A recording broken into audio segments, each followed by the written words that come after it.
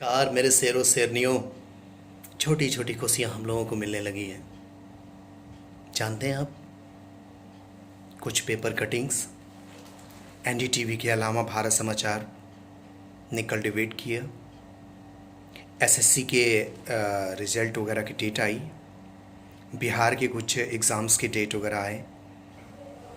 कुछ चीज़ें तो ज़रूर सकारात्मक हुई है और ये चीज़ें हमें आपको कहीं ना कहीं हौसला देती हैं। बात को समझना पड़ेगा। शुरू में लगता था कि शायद ट्विटर पे ट्वीट करने से, व्हाट्सएप पे मैं हूँ बेरोज़गार लिखने से, फेसबुक पे कमेंट्स करने से कोई असर नहीं पड़ेगा। असर पड़ेगा मेरे भैया, मेरे शेरों शेरनियों, असर पड़ेगा, निश्चित रूप से असर पड़ेगा। और जिसका परिणाम आज आप देख रहे हैं। लेकिन ये तो अंगड़ाई है, आगे बड़ी पूरी लड़ाई है। अभी तो शुरुआत है।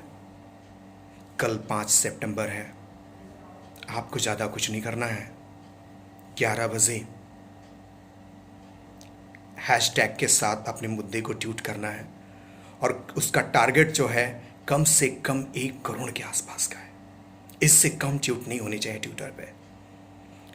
आप लोगों का दायित्व है, आप लोगों का फ़र्ज़ है, कर्तव्य है कि अपनी वीडियो बनाएं, अपनी बात उसमें कहें, अपनी आवाज़ उठाएं, कमेंट्स करें, उसको सोशल मीडिया पे वायरल करें। कहीं ना कहीं सरकार हमारी बातों को सुन तो रही है, लेकिन उस पर अभी जवाब नहीं दे रही है। हमें जवाब चाहिए, क्योंकि हमारी लड़ाई पर्टिकुलर सरकार से नहीं, सिस्टम से है, इस लचर सिस्टम से। इस लचर सिस्टम की वजह से न जाने कितने युवा जो कट ऑफ की उम्र होती है उसको क्रॉस कर चुके हैं। उनके पास क्या मौका है? अब बताइए आप। कोई मौका नहीं है। हमारी आपकी बात है, हम आप भी एक समय के बाद जो कट ऑफ है उसकी एज से बाहर हो जाएंगे। क्या करेंगे फिर?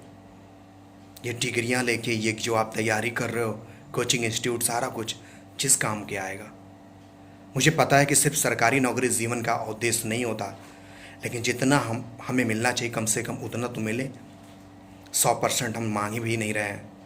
आपको पता है, मैं आपको याद दिला दूं, 2014 का वीडियो, वो चुनावी रैलियां, वो वादे, 2 करोड़ नौकरियां भाइयों बहनों हर साल मैं दूंगा। जोड़ लीजिए, 6 साल हो गया, 12 करोड़ नौकरी वो चाहिए, प्लस 12 करोड़ से ज़्यादा नौकरियां जा चुकी हैं। इसका डाटा भी जारी हो चुका है। दोनों को मिलाएं तो कितना हुआ? 24 करोड़। अगर 24 करोड़ नौकरी आज मिल जाए ना, तब जाके हम समय के हिसाब से चल रहे हैं। उत्तर प्रदेश सरकार की बात करें, शायद आपको याद नहीं होगा, मुझे याद है, 13 लाख नौकरियां प्रतिवर्ष दी जाएंगी। कितनी दी गई? सरकार के पास जवाब नहीं है। अब दुर्भाग्य ये है कि सेंट्रल में वही गवर्नमेंट और हमारे प्रदेश में भी वही गवर्नमेंट। लेकिन लड़ाई मेरी सरकार से नहीं, मेरी इस लचर सिस्टम से, इस भ्रष्ट सिस्टम से है। हमें इसमें सुधार चाहिए। आप समझ रहे ना इस चीज़ को? आप बखूबी समझ रहे हैं। आपका दिल जानता है, आपकी अंतरात्मा जानती है इन सब चीज़ों को।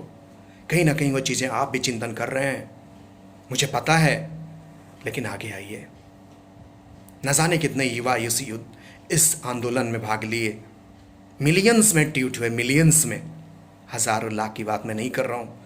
कल 1 बिलियन करना है। सॉरी, बिलियन बहुत ज़्यादा हो जाएगा।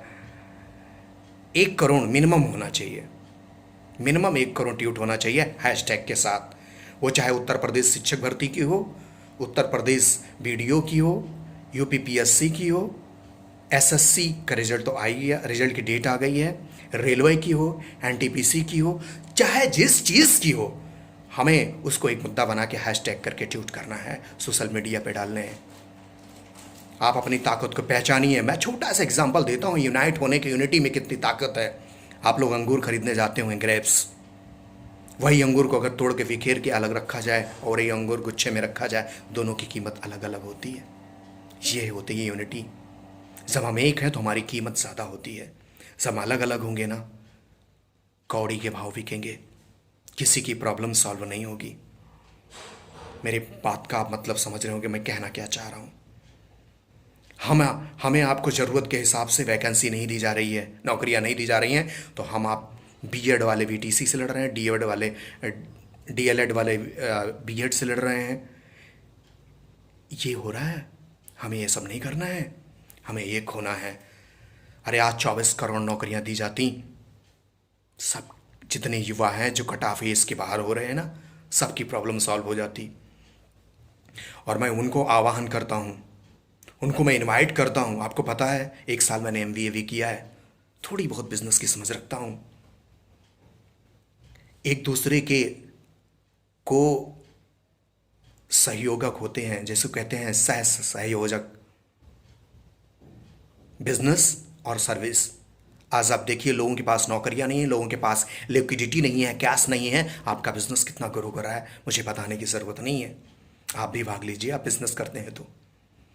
क्योंकि जब लोगों के पास नौकरियां आएंगी, लोगों के पास कैश आएगा, तो आपका बिजनेस ऑटोमेटिक ग्रो करेगा। लोगों के पास लिक्विडिटी नहीं होगी, लोगों के पास जॉब नहीं होंगे, लोगों के पास पैसे नहीं होंगे ना, नौकरी नहीं होगी ना, तो बिजनेस भी नहीं चलेगा। कहाँ से लाएंगे कस्टमर्स आप? चाहे छोटा बिजनेस करते हो चाहे बड़ा बिजनेस करते हो, आपको भाग लेना पड़ेगा इस आंदोलन में। मैं उनको भी इनवाइट करता हूँ जिनकी सर्विस ऑलरेडी चल रही है। आपको क्यों करना है ऐसा?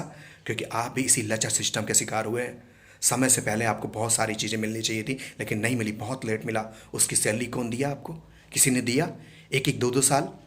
एक छोटी सी लॉजिक की बात करता हूँ आपसे, ज़रा सोचो दोस्तों, कहीं ऐसा हो जाए, चुनाव की बात मैं करने वाला हूँ, कि नामांकन आज हो, चुनाव 2 साल बाद हो, परिणाम भी उसके 1.5 साल 2 साल बाद आए, और जब परिणाम आए तो कोर्ट में चैलेंज कर दिया जाए, कैसा रहेगा? आप समझ रहे ना? ऐसा तो नहीं होता है ना। अगर ऐसा हो तो कैसा रहेगा इन नेताओं के लिए? हमारे साथ क्यों ऐसा होता है?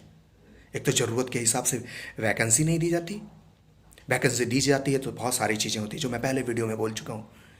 इस यूथ आंदोलन की ये तीसरी सीरीज है, तीसरी वीडियो है मेरी। और लास्ट में सिर्फ मैं एक चीज़ कहूँगा, अगर मेरी बातों से आप इत्तेफाक रखते हैं तो लाइक करें और शेयर करें, कमेंट करें, और अगर आप इत्तेफाक नहीं रखते ना तो डिसलाइक करें, फिर कमेंट करें, क्योंकि दोनों ज़रूरी है मेरे लिए। मैं कोई वक्ता नहीं हूँ, मैं कोई राजनेता नहीं हूँ, मैं भी आपकी तरह एक स्टूडेंट हूँ। पीछे देख रहे होंगे आप मैप वगैरह, मैं भी तैयारी करता हूँ। कौन समझेगा मेरे दर्द को, आपके दर्द को?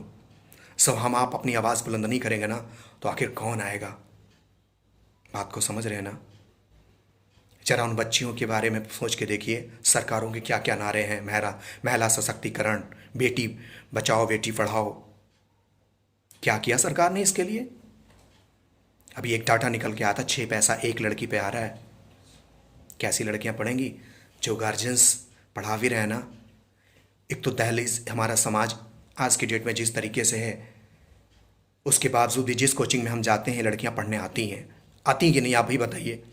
लड़कियां आती हैं, लेकिन अगर उनको समय से जॉब नहीं मिलेगी, उनको जॉब नहीं मिलेगी, तो आप ज़रा सोचिए उनके कैरियर पे, यहाँ तक कि डायरेक्ट इनडायरेक्ट उसका जॉब का असर उनकी शादी पे भी फ़र्क पड़ता है। अगर अच्छी जॉब मिल गई ना तो अच्छी शादी होती है, जॉब नहीं मिली तो सर्वाइवल शादी होती है, किसी तरह काम चलाऊं। समझ रहे ना इस चीज़ को? पूरी ज़िंदगी पे असर पड़ता है मेरे भाई, मेरे दोस्त। आप इस दर्द को समझिए, उन बच्चियों को, उन गार्जियंस की सोचिए जिनके बच्चे और बच्चियां पढ़ रही हैं, कोचिंग्स पढ़ रहे हैं, अलग अलग स्टेट में जाके निकल रही हैं, शहरों में आके रूम लेके रह रहे हैं। अभी तो जिन परेशानियों से गुजर रहे हैं आप भी शायद उसमें शामिल होंगे। ना इंस्टीट्यूट खुल रहे हैं, ना कॉलेज खुल रहे हैं, ना कोचिंगें खुल रही हैं, रूम हमने ले लिया है। स्थिति इस हिसाब से, सोर्स ऑफ इनकम जिनकी नहीं है, आप ज़रा उनसे पूछिए कि रूम रेंट कहाँ से देंगे, आप कहाँ से दोगे? है ना मुद्दा? हम नहीं कहते कि जिनके यहाँ हम रूम ले रहे हैं हम उनको भाड़ा न दें, लेकिन सरकार को तो इसमें कोई सर्कुलर जारी करना चाहिए, कोई बीच का मार्ग ढूंढना चाहिए, किरायों को हाफ करना चाहिए, जिससे मकान मालिक का भी नुकसान ना हो और हमारा आपका भी बहुत ज़्यादा, हमारे आपके ऊपर बहुत ज़्यादा वर्णन ना है, क्योंकि हम नहीं अफोर्ड कर पा रहे हैं अभी इन चीज़ों को। इनकम नहीं है मेरे भाई, इनकम थी जैसे भी थी, जहाँ से भी थी, हम खेती करके ला रहे थे, मजदूरी करके ला रहे थे, सर्विस वाले थे, जहाँ से भी थे, लेकिन अभी तो नहीं है, अभी तो दिक्कत है। आप समझिए इन चीज़ों को। आप नहीं आवाज़ बुलंद करेंगे तो कौन करेगा आपके लिए? मैं तो थैंक्स करता हूँ, थैंक्स लॉट उन लोगों का जिन्होंने इस मुहिम की शुरुआत करी, और उससे भी बड़ा थैंक्स उनको, आपको, जो आप लोगों ने बड़ी सक्रियता से, एक्टिव होकर, जिंदा दिली से इस आंदोलन का हिस्सा बने। मेरी बात समझ रहे होंगे आप। और आपकी ज़रूरत है आवाज़ उठाने की। आपने जिस आंदोलन की शुरुआत करी इसको बनाए रखिए, देखिए परिणाम कितना बेहतर होगा। सब आगाज इतना बेहतर है तो अंजाम भी बेहतर ही होगा। लास्ट में किसी एक कवित्री की एक छोटी सी लाइन मुझे याद आ रही है। जो लोग धार्मिकता में बहुत ज़्यादा आस्था रखते हैं, मैं भी रखता हूँ, लेकिन मैं धार्मिकता में नहीं, मैं आध्यात्मिकता में विश्वास करता हूँ। मैं आध्यात्मिक आदमी हूँ।